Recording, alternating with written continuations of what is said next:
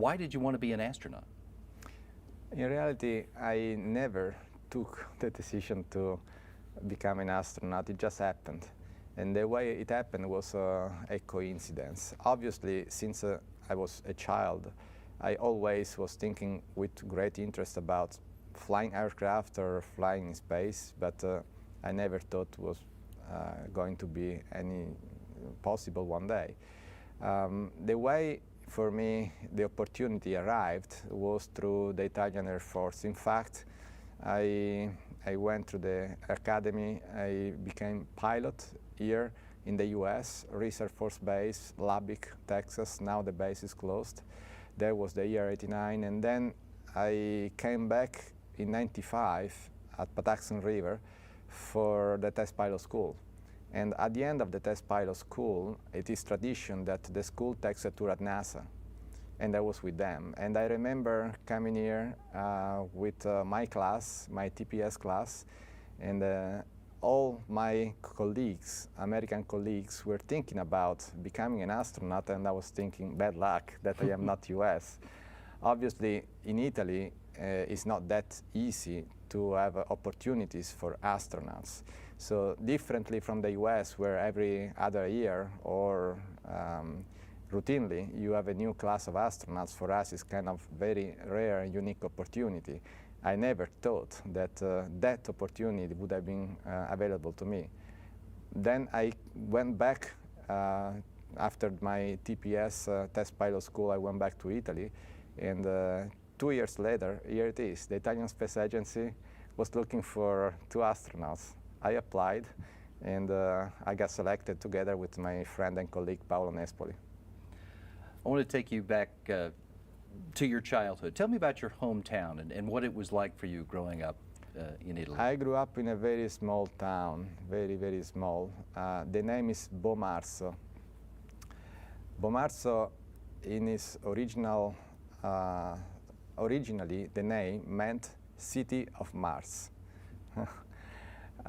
Very small, in the middle of a beautiful forest in countryside, and I grew up playing soccer outside my school.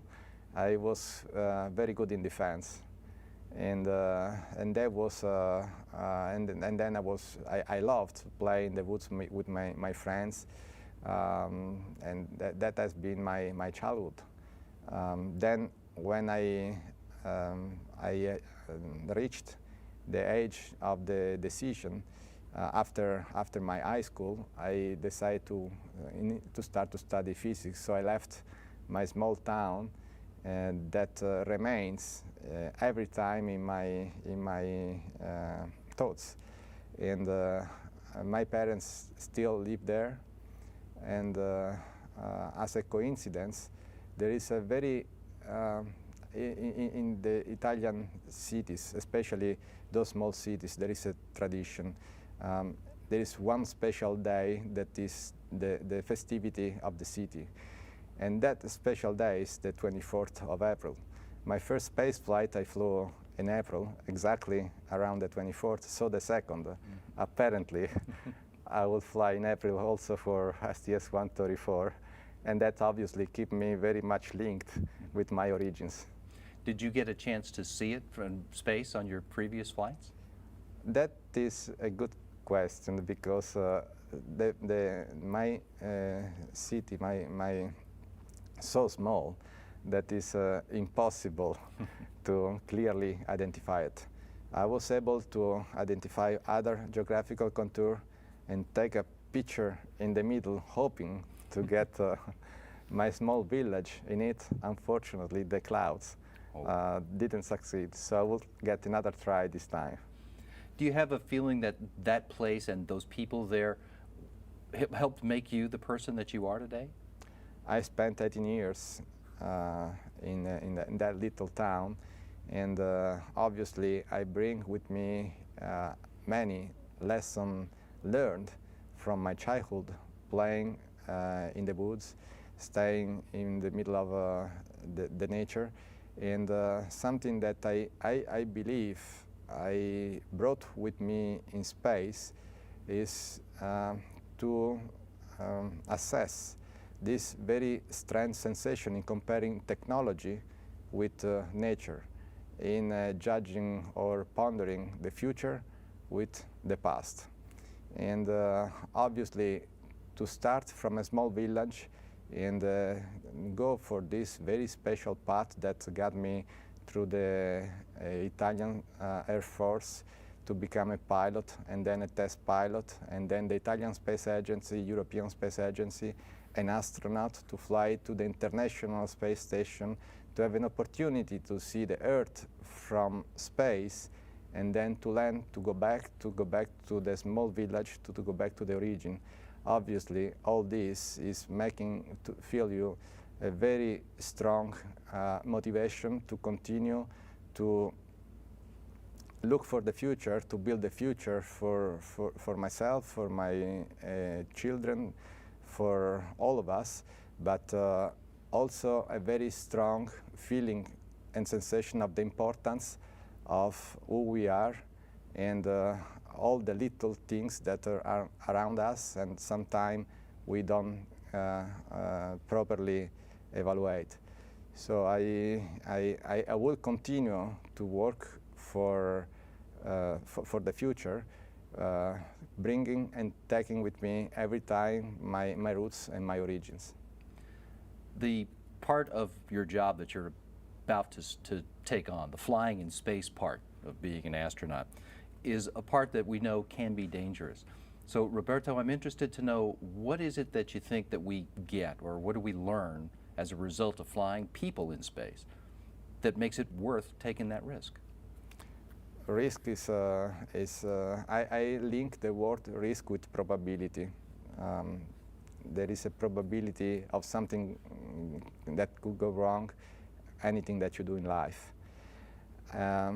So I do not necessarily concentrate on the risk associated with spaceflight, especially because living with NASA, working with NASA, I see that there is a systematic approach to protect the safety of space flights, and I would incline to consider this incredible effort of the NASA community as reducing the risk associated with spaceflight to the minimum possible. So I feel perfectly at ease in getting ready to climb on the rockets, on the shuttle, and fly to the International Space Station with my crew.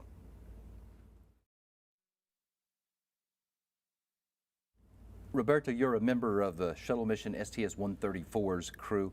Could you summarize the overall goals of your flight and tell me what your main responsibilities are going to be? 134 is almost unbelievable today to realize that I am here, ready to fly on STS-134. In fact, there is a long story behind my assignment that goes back with my origin. I was initially a student. I was trying to get a major in physics. And then at a certain point I switched my path, and I went and became a pilot, and then a test pilot with the Italian Air Force. But my passion for physics continued all along. And soon after I achieved my degree as a test pilot, I went back and complete my degree at the university. That was in Perugia. And I finished my studies, and ironically, my teacher was Professor Battistone, that is the deputy chief of the AMS experiment. So after this long career, Air Force and then NASA, I started with NASA in '98. I find myself on possibly what could be the last flight, and with on board alpha magnetic spectrometer. That is the merging of my passions, physics and flying aircraft or flying in space. And in this case, you're going to the space station with this European hardware. You're even going to arrive at the station and find a fellow European astronaut, a fellow countryman, Paolo Nespoli, who's going to be there. Do you have any thoughts about the significance of having two representatives of the European and the Italian space agencies? With Paolo, I have another very peculiar and special coincidence. We started, in fact, together in '98. And between the two of us, every time there was a competition, obviously we were in the same class, both Italians, both on the same track. So the way things went, I soon after completed my NASA training. I went and had the opportunity to fly in Russia. That was 2002. And then a second time in Russia in 2005. Paolo instead had the privilege to fly with the shuttle on STS-120. And here we are switching side. Now Paolo, as of we speak, is in Russia ready to launch for his expedition. And here I am in line to fly on STS-134. And we'll meet in space. That's unique. It's a beautiful opportunity. We started together and we converged together on board of the station. And probably it shows the maturity of the European space program to now have two astronauts in space together. Obviously, the other situation that I like to underline is back in '98 when I got selected was also the year that the European Astronaut Corps was born. At that time, we were, if I recall correctly, 16, many different nationalities. We have been working together. Now we have 16 astronauts in the new class. And obviously, to have the opportunity for the year 2011 to have two European astronauts, both of Italian nationality, is something that for sure makes me proud. One of the most important experiments that's being delivered to the space station, certainly on your flight, is the alpha magnetic spectrometer, which you referred to a minute ago. Let me get you to fill that in for us. Tell me about the AMS and what it does in space. Alpha magnetic spectrometer for me is obviously has a very specific importance with my role in space. I will be R1. That means that I will have the responsibility with the shuttle robotic arm to take it from the payload bay and offer to the station.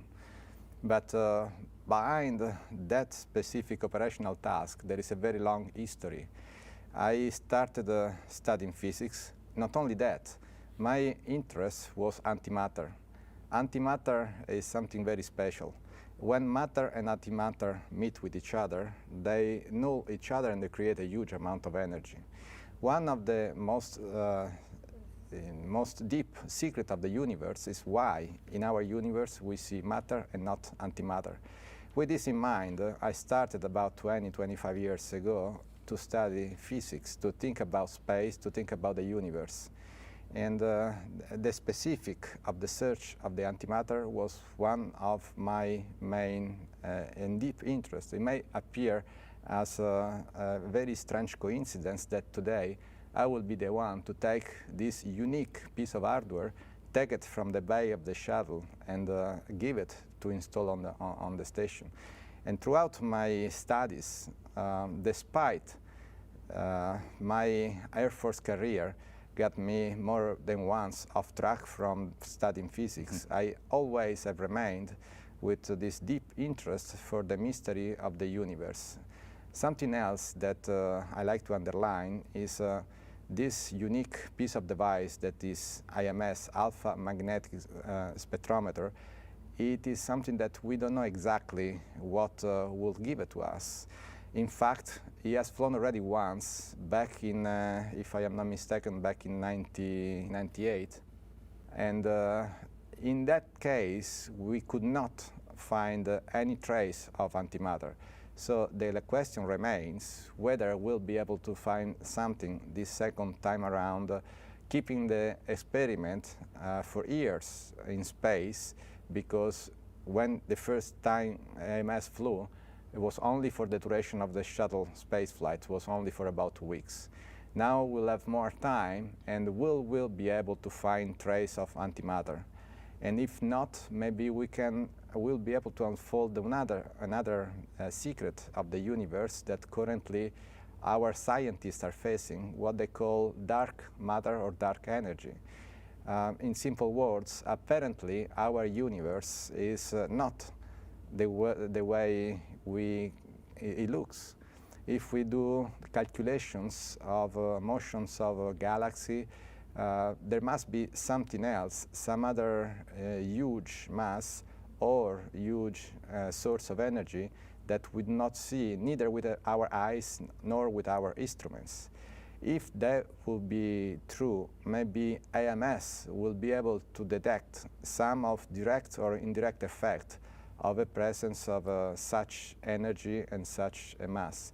And looking into perspective, those are the real questions that I hope we could give a contribution to unfold. How does AMS, how is it designed to do that? What does it do once you've installed it on the station? AMS is a very complex device that has the capability to detect particles or antiparticles. When a particle goes through AMS, there are a number of sensors and devices that are capable to recognize the type of particle, the energy, and in then working on that data, we will be able, the scientists will be able to understand where this particle was coming from and which kind of information is bringing to us after maybe many years or thousands of years of travel throughout the universe. So in other words, the AMS alpha magnetic spectrometer in a way could be compared using a very simple image like maybe a lens. With a lens we can see what is very small.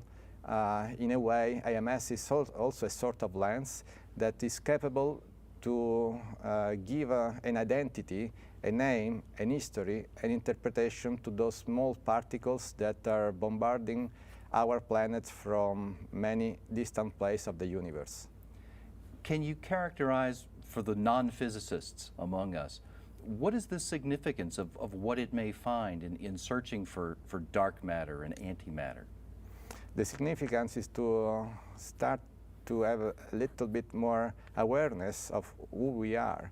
One of the fundamental questions is from where our universe is coming, the Big Bang. If the Big Bang is true, why there is no symmetry between matter and antimatter? The other more recent question is if the universe is not all that we see, but there is something that is dark behind the scenes that we cannot see or measure, what is the meaning of it? So those are very fundamental questions that have a huge impact in our understanding of who we are and where we are going. And AMS has quite a strong European pedigree in terms of the hardware and the background of the experiment, doesn't it? AMS obviously is under one name, same thing, Nobel Prize for Physics. And he has been the leader of the first AMS and the second. Europe is offering a huge, very significant contribution. Italy, if I am not mistaken, is one of the major contributors, maybe the second. And obviously this is underlining our participation and contribution not only to the International Space Station, but also to the science on board of it. You mentioned a couple of minutes ago that you will be the arm operator, the shuttle arm operator, for the installation of AMS. Can you tell me a little bit more about the procedure for getting it out of the payload bay and installed up on the station truss? The procedure is very simple. The complexity is on how to operate the arm to achieve that objective. The procedure is simple. Is simply the AMS is in the bay, and the arm operator, that is a mechanical arm, it just has the responsibility to grab it. And then I release it, and then I raise it up and offer to the International Space Station operator. That, by the way, is our pilot, is Gregory Johnson, Box, his nickname.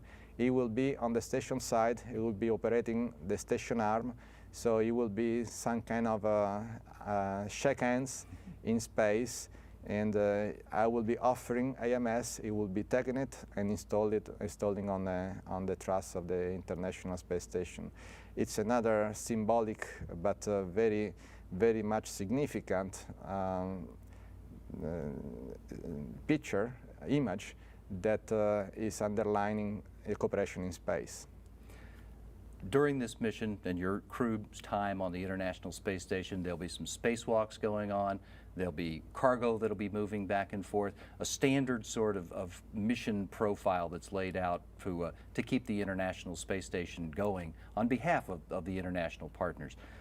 And STS-134 is the last scheduled flight of shuttle Endeavour, your ship.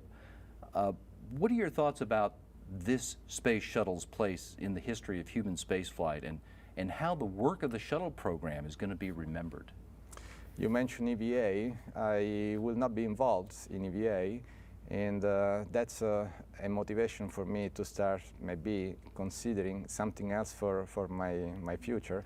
I have had already 2 spaceflight opportunities on the Soyuz, looking forward to fly on the shuttle. I have never done an EVA, so thinking about my possible future, obviously that would be a unique experience that maybe I would have a chance in the future to try myself. Thinking about the shuttle, the future of the shuttle, we all know that the STS-134 may be one of the last, if not the last, space flight, and I feel in a way missing something when I start thinking about the shuttle retiring, because the future, I am a pilot and a test pilot, the future of flying aircraft cannot be anything else than flying higher and faster, similarly to what the shuttle is doing. So future hypersonic aircraft and spacecraft will very much be similar to the way the shuttle is, similar to the way the shuttle flies. So in seeing the shuttle retiring without seeing what comes next, seems that is missing something. So I look with anticipation to read on the newspaper to the future projects that I know that are all there. We know how to fly hypersonic aircraft in aerospace or in space, and I feel that time is mature to go beyond the 15,000 feet and the typical speed of a current aircraft. I look with anticipation with the day the transportation future generation will arrive, and the retiring of the shuttle is only a temporary interruption of a very exciting future that is about to happen. While we got you on the subject of history, I also note that you'll be flying this mission in roughly the same period of time as the 50th anniversary of the first human space flight by Yuri Gagarin, as well as the 30th anniversary of the first space shuttle flight. What are your thoughts about being on orbit yourself so close to these milestones in human spaceflight? You know, it's a mixed feeling.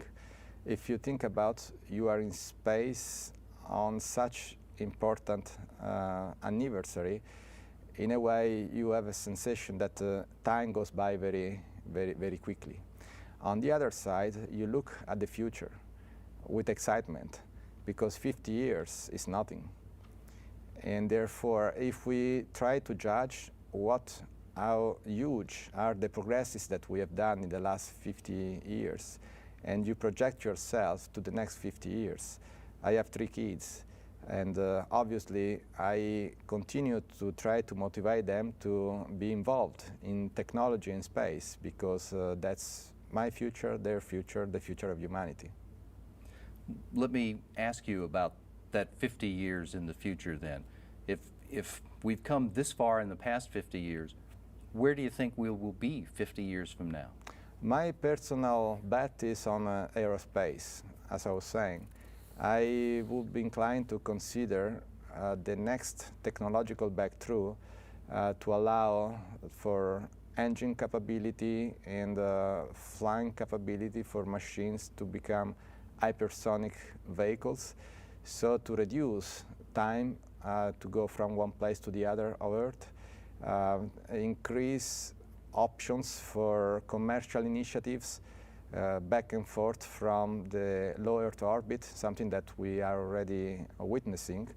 And that would be the area where I would personally be most interested in, and I would be personally concentrating my mental energy and my resources. Obviously, I also look with great interest anything that goes moon and beyond, but if I would have to take a pick and make a choice, as a pilot and test pilot, I would concentrate on the hypersonic part.